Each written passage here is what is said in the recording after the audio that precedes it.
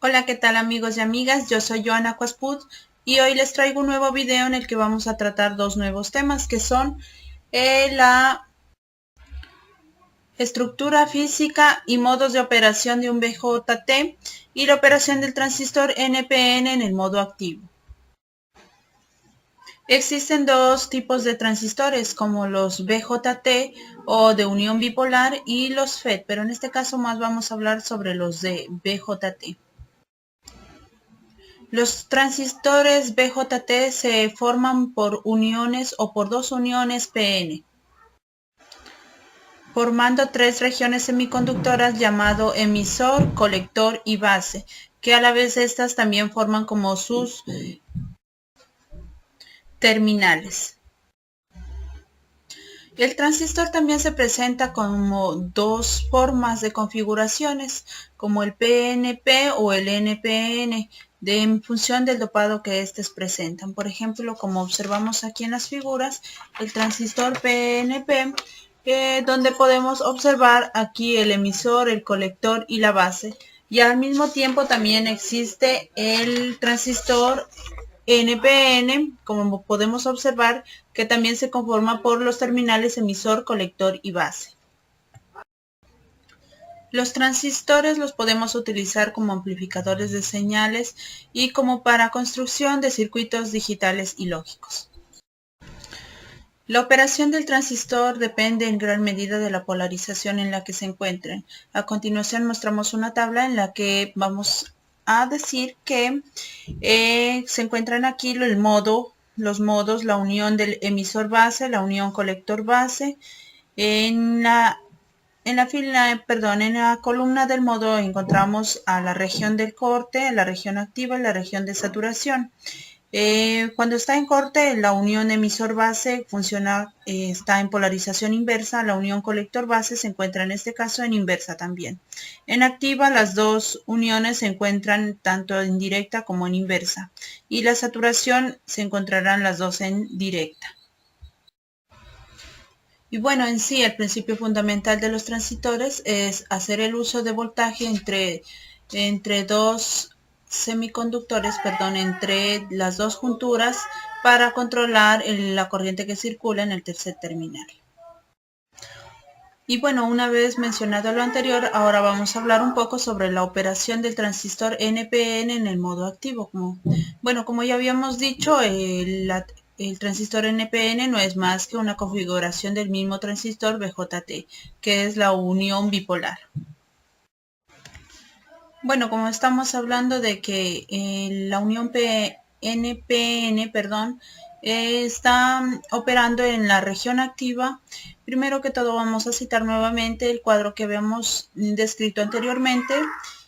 Y el activo tiene que estar obviamente el emisor base polarizado en directa y el colector base tiene que estar polarizado inversamente.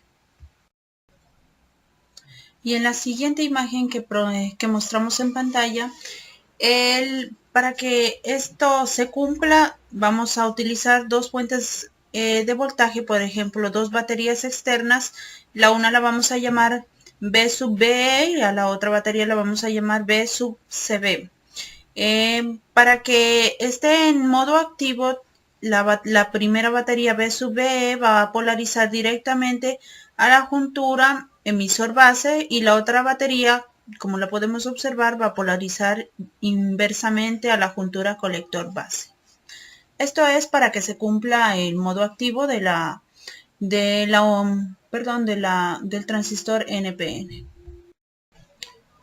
Y bueno, las corrientes que van a circular a través del transistor, vamos a despreciar las corrientes de desplazamiento ya que son muy pequeñas y obviamente las vamos a despreciar por ese motivo, pero vamos a tener en cuenta las corrientes de difusión como vamos a presentar a continuación. La corriente que va a circular de emisor a base va a tener dos componentes, un flujo de electrones de emisor a base y un flujo de huecos de menor magnitud de base a emisor. Esta corriente la vamos a llamar I sub E y va a ser positiva cuando sale del emisor. Para cualquier unión PN polarizada en directo, la concentración de electrones la podemos encontrar mediante la siguiente ecuación. Y a continuación vamos a presentar la ecuación de la corriente del colector.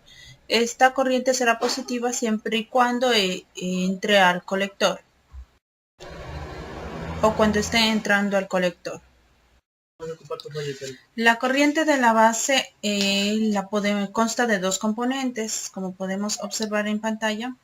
Y B1, primer componente, se debe a los huecos inyectados desde la región de la base en la región del emisor. Y el componente 2 se debe a que los huecos que tienen que ser proporcionados por el circuito exterior para sustituir los huecos perdidos de la base por el proceso de recombinación. La corriente del emisor. Bueno, como la corriente que entra al transistor también debe salir, la corriente del emisor va a ser igual a la corriente del colector más la corriente de la base.